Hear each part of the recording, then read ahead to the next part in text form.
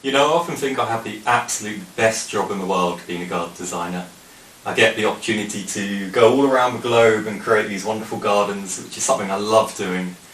But amongst my favourite memories, and the ones I look back on and feel the most satisfaction over, are when I do flower shows. And that's because you get to meet like-minded people. I think you have to be a certain type of person to go and do flower shows. You have to be, obviously have a real passion for gardens and flowers and love to get your hands dirty in the dirt. But you also have to just be slightly mad to take on that pressure and all of that stress in creating something in such a short time period, and it has to look absolutely perfect. But I absolutely love doing it, love it to bits. And so when I get to go do flower shows, I get to meet like-minded people. We get to share ideas, share our designs and share our knowledge. And that's such a nice way for the industry to get together with really positive spirit and share their experiences. Even before I went and built flower gardens, I used to enjoy just going to the shows, and I'd remember coming back home with a notepad just full of ideas, all these things that I wish to implement in my own gardens. So that's probably where that's where I developed my love for outdoor spaces. The Moscow Flower Show team have been working incredibly hard going online this year, which is the right choice to make with a global pandemic in the background.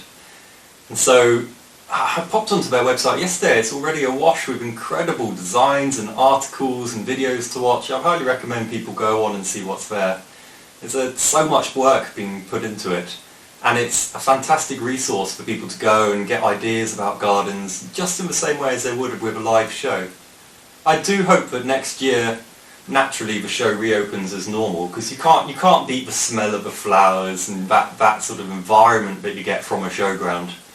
But I do hope that they keep the online element at this really high standard that they've attained. There's just a wealth of information there, and that's something that would be nice to be kept.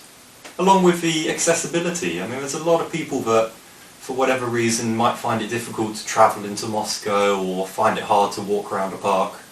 And so having the option to log on and feel like they're part of that and feel involved and engrossed in the show, it's a real blessing for them. And so that's something that I hope the live show and the online show can move hand in hand throughout the years. You know, being able to regain a physical show, like sort of live in a park, would be particularly beneficial for Moscow Flower Show, I feel. That's because one thing I've learned doing shows all around the globe now is that Russian people really love sort of getting hands-on and engrossed, fully engrossed in a space. There's nowhere else quite like it. I remember the first garden I did for the Moscow Flower Show. It was in 2013, and I put a little rope around the garden so that people couldn't step on, thinking, oh, it's my masterpiece, I can't have people treading on it. And all that it meant was that the show visitors had something to step over as they went in and smelt the flowers and able to touch the oak.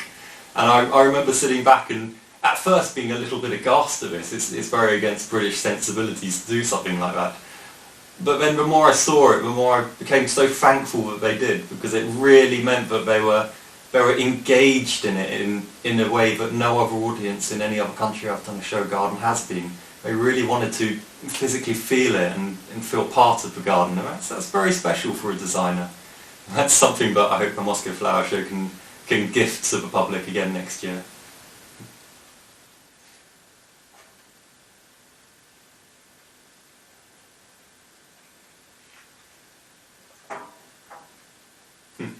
That's a very good question.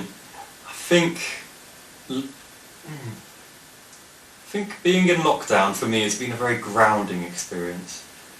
I've spent it in the country farm where we've got plenty of space to run around, so I feel like it hasn't been a negative experience for me.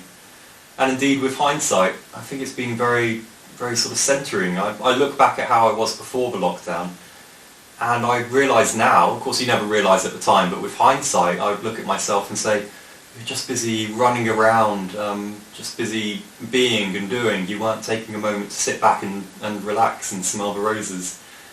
So I've spent this time sort of pausing, stepping back from work and thinking, what is it exactly I do want to be doing? What sort of projects do I want to be concentrating on? As opposed to just busily rushing around the world, actively, constantly doing. I get to really reflect on those great memories that I've got and decide on priorities for the future.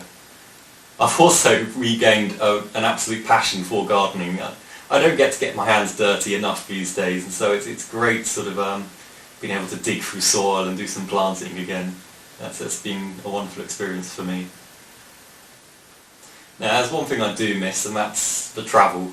I'm usually just sort of bouncing around different parts of the world, and I can't honestly recall the last time I've spent 3 months just in one place. I'll usually be off here, off there, doing different things. And at the beginning of the lockdown, I sort of sensed this would be a long-term thing. And I did worry that I would... I'll tell you what it is I'm absolutely in my element. I'm happiest when I'm just off in a far-flung place, working against a tight restriction of time or budget or language barrier, whatever it might be, trying to create these wonderful, beautiful gardens, just really digging in there, getting my hands dirty. And that really is me in my happy place. That's my element.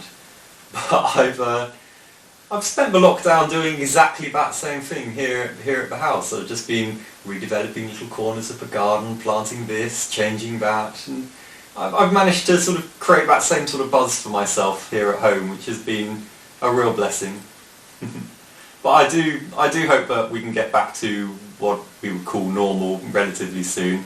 But I tell you what, it will be a new normal. I feel like I'll be a more reflective person, less caught up in the everyday rushes of life, and I'll be able to take a little bit more time just to sort of centre myself and regain perspective, and I'll look back on this time as a very earthing and grounding experience.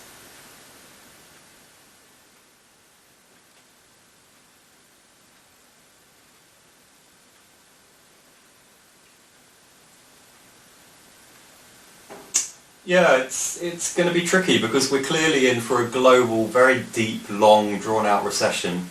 I studied economics at university. I finished with the first and even went up and did some trading at Lehman Brothers for a year, or well, not even a year. It didn't take me long to realise I didn't like it, so I left and set up a gardening company 11 or 12 years ago now. But it doesn't take an economic master's to realise that we're going to be in for a hard time. But that does lead to opportunities. I mean, my end of the sector is sort of the top-end luxury goods aspect of garden design, and that will be hit hard because there won't be that sort of spare cash floating around. People's expendable income will reduce. But there will be, at times of recession, there always is an increase in government expenditure, so we can be looking to direct companies, looking to find business from public sector work more. And of course, there's a real opportunity there because all of these future designs that go into public spaces will have to bear in social distancing aspects, safety aspects of pandemic life, because we could well be living with it for another 2 or 3 years, depending on how long it takes to get a vaccine. So there's going to be great hardships there, but there's also going to be opportunities. I feel like the key to it will be really engaging, really drawing together as an industry so that we can share experiences, share ideas, share our knowledge on these health and well-being aspects of creating public spaces, and so that we can make sure that our prices are in line and competitive, and so that we're maintaining a really high standard of product for the client, but at the same time making sure that we maintain some profit margin, because of course we are companies that have to survive.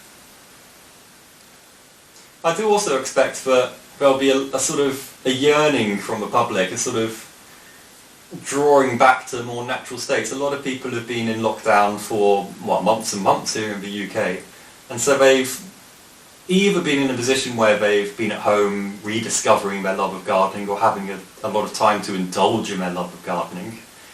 Vegetable growing has gone absolutely through the roof here. Everyone's sort of growing their own tomatoes and potatoes, which is great. My potatoes aren't looking great, but I'm trying. And people will be within cities and sort of really wishing they had that green space accessible to them. And so the projects that do come in from a domestic side will be sort of people wanting to sort of get back to nature in a very humbling, in a very natural way, sort of closer to how we lived 50 years ago, because that's what we've had a little bit of taste here of now. So gardens designs, I imagine, will start incorporating more naturalistic spaces. They'll start incorporating vegetable growing, fruit growing plots, and that's all sort of stuff that we need to anticipate and be ready to act on quickly once it's brought to us. Naturally also, and all clients always say, oh, we want low maintenance, low cost, but I think that will be even more important now than it ever has been. Because people will be feeling the pinch, they'll need to be saving that money, and so we just need to be pricing ourselves very sensitively to the economic conditions, and I'm sure that the good companies will survive. And if we join together and we unite as an industry, we'll get through these hard times, certainly. Okay, thank you.